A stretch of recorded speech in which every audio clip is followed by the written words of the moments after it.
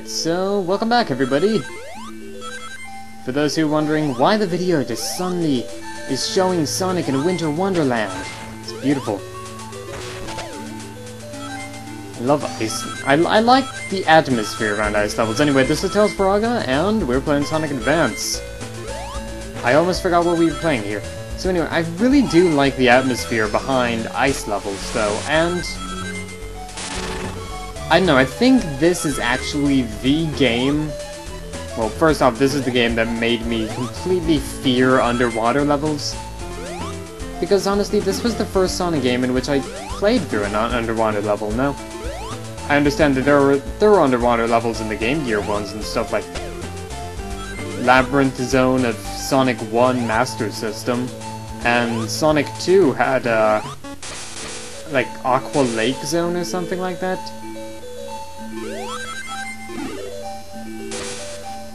But then again, I never got to those points in the game. And you may be thinking, oh, that's absolutely pathetic. How could you have not gotten to those points? Well, as bad as I am at video games now, as a kid I was even worse. And you're always worse at video games when you're a kid, it seems. And I really need to find a water bubble. No, air bubble, not water bubble. I really need to find a water bubble, because I want to drown Sonic as soon as possible. But I mean, like, I know I never got to those later levels in the Sonic games until I was a bit older, and could play through the Sonic games, because, honestly, I wasn't really a massive gamer. I wasn't, like, addicted to video games until I got the Game Boy Advance and the Nintendo DS, and then everything went everywhere.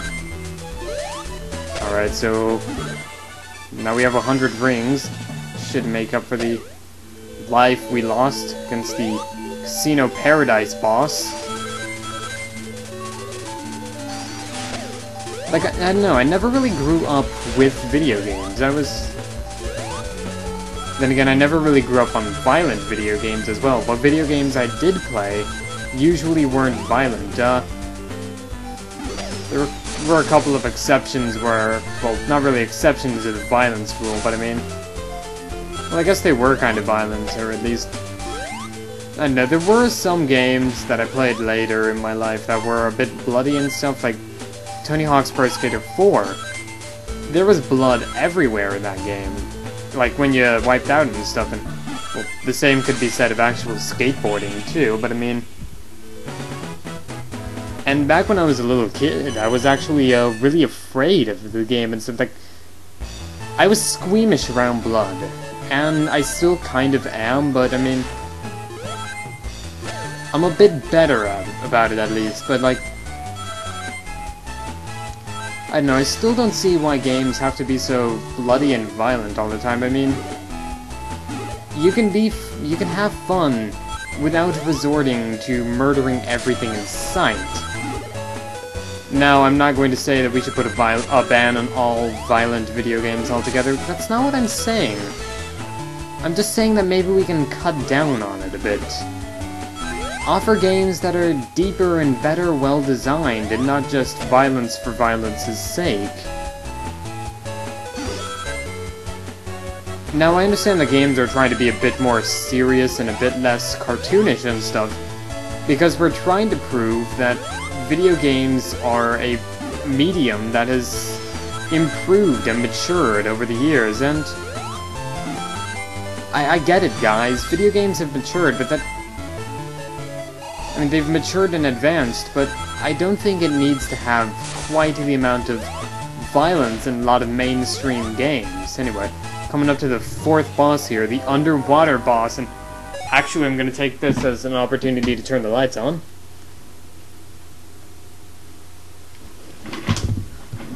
There we go. Alright, unpause.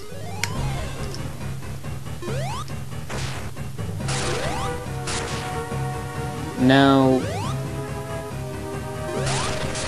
a lot of people are saying that video games are not as hard as they were in the olden days as well, and granted, yeah, they're not as hard, but when they are difficult, it's a much more well-designed difficulty. I mean, let's take a look at Mega Man X6, for instance. That was difficult, but it wasn't a well-designed difficulty. It wasn't exactly a fair fight. I mean, well, the game pretty much forced you to use the armor. Like, if you chose to play as Unarmored X, that's a self-imposed challenge, because Unarmored X is practically useless.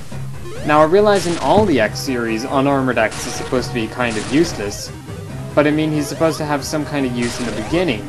Unarmored X is the character that everyone expects that they're going to be playing as.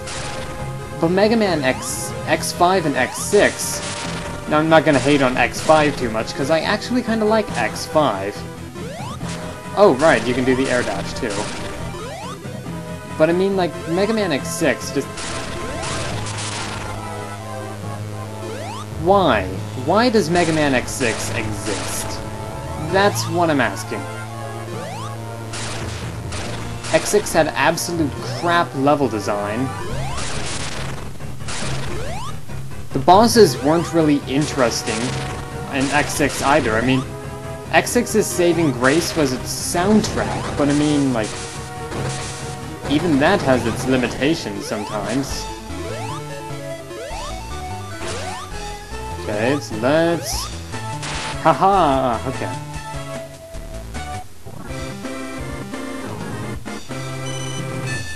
So anyway, we got through Act 2, and now... Angel Islands. Oh god, I remember this zone used to be like the hardest thing ever when I was a little kid. I was never good at sky levels, and I'm still not good at sky-themed levels and stuff. Anyway, this is Angel Island zone. Kinda similar to the Angel Island from Sonic 3. Only not remotely close. However, Angel Island is floating again, thank goodness. And as you can see, oh right, Caterpillar Jr. over there, we've gotta hit him. I forgot to mention that there are a couple classic enemies like the penguin things in Ice Mountain Zone, actually. But yeah, we can see a couple of things in this zone and stuff, like in the background. We can see the jungle from Mystic Ruins, and we can actually see the pyramid right there, like in the, well, off to the side and stuff, that pyramid where, like where in Sonic Adventure you'd enter the Lost World Zone and stuff. And oh god, Lost World Zone, that creeped me out as a kid. I don't know, the fact that I was a simple kid, and I'm still simple today. I mean, there's not much about it. I'm just a simplistic person. I enjoy games that are simple and fun, but I mean, like, back when I was a kid, the chameleon things in Lost World Zone of Sonic Adventure just kind of really scared me, because, I mean, it was like there were ghosts. And I realize now robots don't usually have ghosts.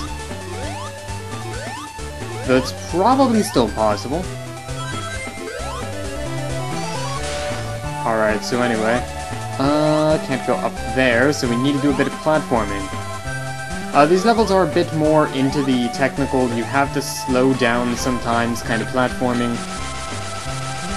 But then again, if you slow down, you don't quite have the horizontal momentum to make some jumps. So this is where the game starts relying a bit more on, or where you have to rely a bit more on player skill. Anyway, we can jump up this sand waterfall. The sand fall, I guess it would be called.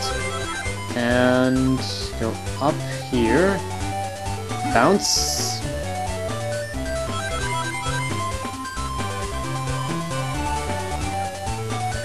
And just strut up. Haters gonna hate. And there we go.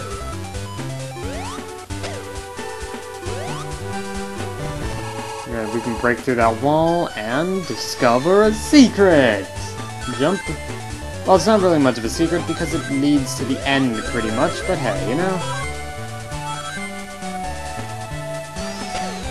Kind of out of the way, alright, so anyway, here we go, and Oh, they were requiring us to... Were they?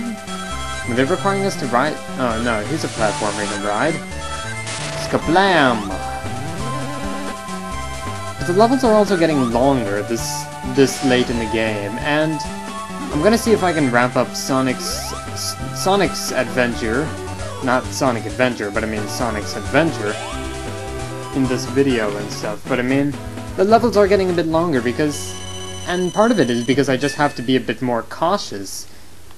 Because the levels are designed to screw you up at times. Now, alright, here's a... Speaking of screwing me up, here's a level that always screwed me up when I was a kid. Which is why I played as Tails all the time when I was a kid. Okay, so, Caterpillar Jr. 2 for the price of 1. I'm not gonna say what you think I'm gonna say, because that would be mean. I'd be ripping off Chugga Conroy. And I don't want to do that because I don't want to have some guy from Florida come to my house and beat me with like a stick or something. You know, a stick with Hilary Duff on it. You know, for the love of Hilary Duff on the stick. I'm quoting L. Piers. That's great. That's fantastic, actually. So, we got the speed shoes here.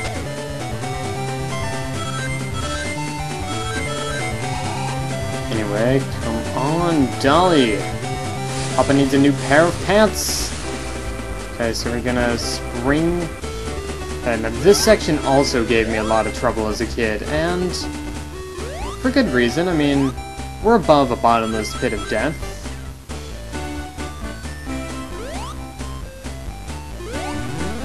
I mean, after all, nobody wants to die, unless you're suicidal, but Sonic's not suicidal. And he's really counting on me to pull him through these levels. I'm like a strategist to him, really. He's gonna be the muscle here, but I mean, I've gotta be the mind. I've gotta tell him, hold on, there's enemies up there. You've gotta stop. And he's gonna stop. He's gonna reluctantly stop if he has, like, too much, momentum going on, but he's gonna stop.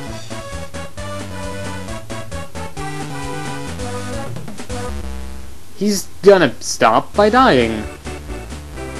Okay, maybe that was a bad example of me playing this game, but hey, you know?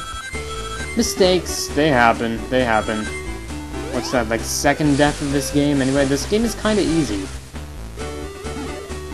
As soon as I say that, I realize what zone we're coming up to next, and I realize also that I have a death wish! Okay, so...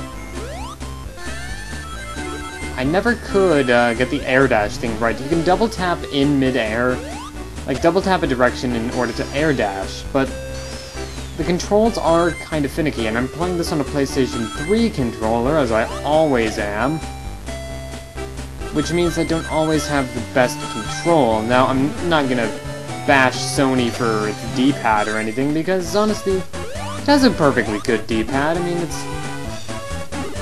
similar to how the Xbox 360 controller is a good controller. I mean, it's comfortable overall, and the only flaw I can really see in the Xbox 360 controller, yes, the controller is its D-pad, but I mean, even then they released a more recent controller that fixed that, so I mean. Alright, so do a bit of platforming, make a little love, and jump. Get down tonight. Oh, I didn't know you could actually roll off those things. That might actually come in handy. Probably not, but, you know, it might. Might guy.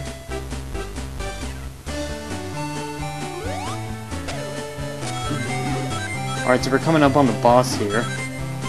Yup. We know what boss this is. It's Knuckles. Huh? Knuckles, what are you doing here?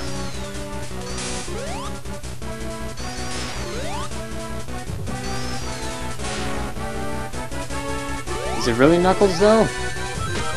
It's not really Knuckles, it can't be Knuckles! Look at him, he's pink! Knuckles isn't pink, he's red! Unless he got washed with the whites in the laundry. Oh, damn. So as it turns out, this isn't really Knuckles, as you probably could tell. It's a Knuckles recolor. Nope, it's Metal Knuckles, and I can't believe I beat Mecha Knuckles that easily. Wow. I promise that won't happen in the rest of the... like, when I play through the game with the other characters, but I mean, wow, that was actually pretty badass, I do say.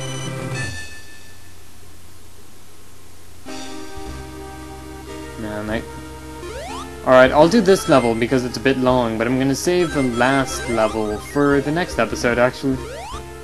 But I mean, because I don't want these videos to be too long, like... I want to put content in these videos, certainly. Certainly. I'm certainly uncertain.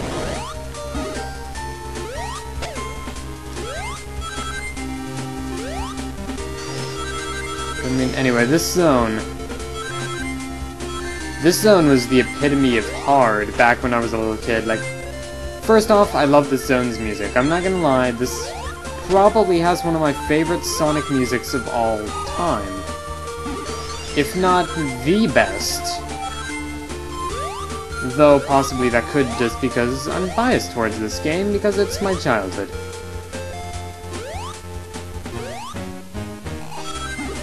But I mean, I absolutely love this game to death. Now, this level has a counting down time limit, and if we don't make it to the next section within the allotted time, Sonic is left behind and we're gonna die. We're on a multi-stage rocket, if you haven't guessed by now. And of course, all the parts where the rocket starts to break away, by the way, are counted as checkpoints. So, and the time resets back to 5 minutes each time you die, so... What was that? It's like I was trying to go on the ramp, but Sonic's just like, you know what, no, I don't want to go on this ramp. I can't touch this ramp, it is beneath me. So he just kind of avoided the ramp at all costs. Anyway, duck under that.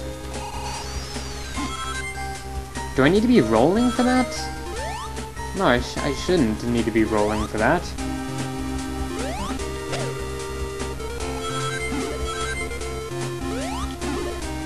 Okay, so hold right. Championship! There we go. You can't afford to let up on the gas at some points in this. Gotta be fast. Gotta go fast. Gotta go faster, faster, faster, faster, faster. Wow, wow. Just, how is this rocket designed? How does this rocket exist? That's what I want to know. So anyway, we've got these springs.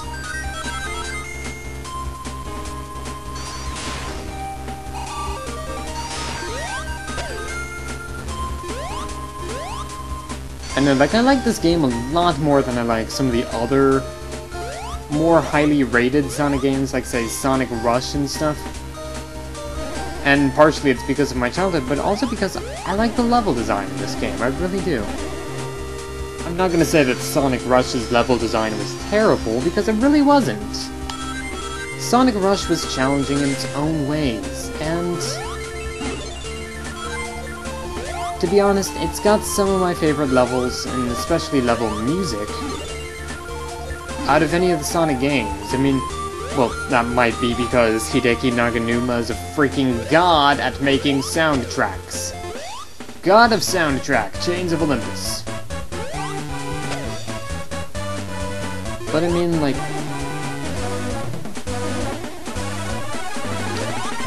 I know, Sonic Rush's level design is just... it's not really as complex as it is in this game. Now, and that's a common complaint I've seen about Sonic Rush and Sonic 4. And a lot of people think that the game plays itself for you. Now, oh, alright, so here we have the multi-stage effect of the rocket here. It's gonna get a bit tougher from now. But I mean, the major complaint about Sonic 4 is just simply because the game seems to play itself for you. And I mean, what I mean by that is the abundance of springs, and the fact that Sonic just seems so goddamn reliant on these springs, and I can't get that. Never mind. Those are the rings I can't have. Those are the hearts I can't have. And I know a lot about not having hearts. Why did you reject me? I loved you. No. Right, alright, refresh our barrier there. Twice the barrier power for twice the freshness. That's the magic of freshness power. Do. Okay, so anyway, going here, and actually, I don't believe I've ever taken this path before. Oh, God, yeah, I have. Alright, so you kind of have to hold up on the gas there a bit. But hey, you know, we got an extra life to make up for things, and there we go. Just can't afford to get cocky in these levels. I mean, it's like fighting Shin Akuma in Street Fighter 4. The AI act like, you know, when you're fighting Shin Akuma in Street Fighter 4, not only is this a more powerful, like twice as strong and much faster version of Akuma and stuff, I mean, but the AI also relies on you making mistakes and then counterattacks those mistakes. I mean, even on the easier difficulty, he can still be a bit of a challenge and stuff, but then again, that's because he's twice as strong as any character in the game and can throw two Go Hadokens in air and has a much faster Shingoku Satsu that deals more damage, and so anyway.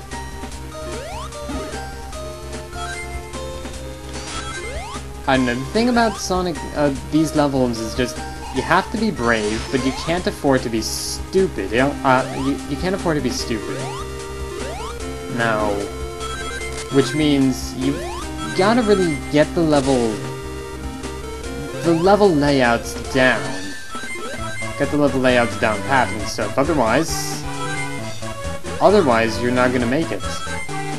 Now, I've kinda just went in a complete circle. I just shot myself in the foot. No. There's nothing up there, so let's go this way. And, oh, this looks familiar. This looks familiar. Mr. Sandman. Bring me a dream. Make him the familiarist that... Okay, you know what? Do spin dash here. There we go. Super jump. It's just that the momentum canceling that this game seems to have at some times is a bit weird. Okay, so gonna activate this. And we're gonna not lose our rings. We're going to preserve as many rings as we possibly can. Now we've got to be careful. Jump. Jump. Okay, there we go.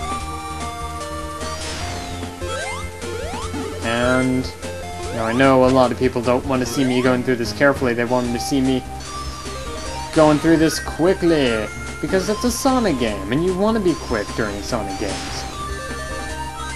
But remember, you can't afford to be stupid. You have to think things through in this level. Because, I mean, if you fall, you're going to get yourself screwed out. Either the time limit's going to get you, or you're gonna lose your rings somehow. Or this stupid enemy, and the stupid spikes, and the stupid stinky... There we go. Ah, God. There we go. Oh, nope. Alright, Splow, Kapow, and Pershow. Those are totally automatopoeias. Get some automatopoeia action in this joint. And we're gonna be coming up to the next stage of the rocket here shortly, I think. Yep, there we go. And this is my favorite effect in this game. Watch. There we go. So now we've got space. And space is alright by me. Alright, so... going, and... now the emulator I'm running kinda cuts the background and stuff if you're going too fast. Because I'm playing this on an emulator, if you haven't guessed by now. But anyway, this is the last stretch of the level. It's not too difficult. And this is why I kind of wanted to cut the final area into its own separate... oh! Gravity Swamp! It's Gravity Man's level. Actually, yeah, this is kind of like Gravity Man's level. I mean, you'd think it's gonna be normal, and then suddenly, BAM! The game suddenly, because you're in space. Alright, so we get the sparkle. Get the speed sparkles.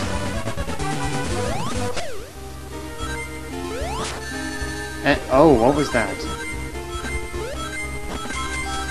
Huh. It was everything slowing down land. Let's play everything suddenly slows down land. Okay, so we kill that enemy and we go up here. There's gonna be a platform. There we go. And there's background issues. Oh. This is gonna be one of those days, isn't it? So next we're gonna be fighting shrimp and onion rings with a space station in the background. That's what we're going to be doing.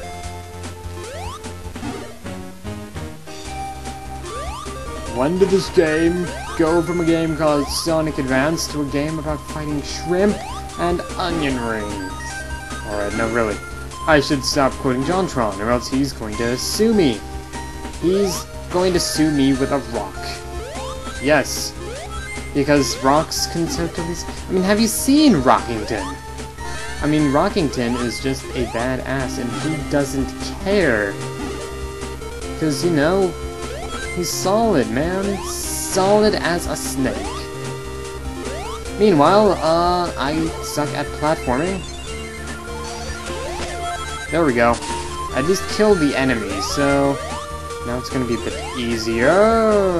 Abacus.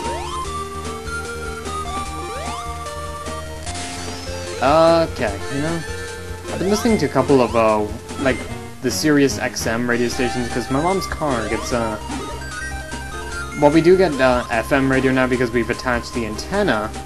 We also get Sirius XM stations and such, and among those, I mainly listen to the 90s alternative rock and grunge station. But, I mean, there's also a, modern alt station as well, that,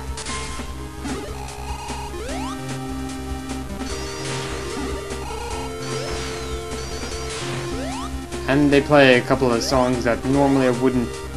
some songs that I normally wouldn't be interested in, and other songs that I would be interested in and stuff, you know what I mean? Alright, so that's where we need to go. We need to go into the toilet. And I'll finish my story in the next video. So until then, this is David Fargo signing out. See you guys then.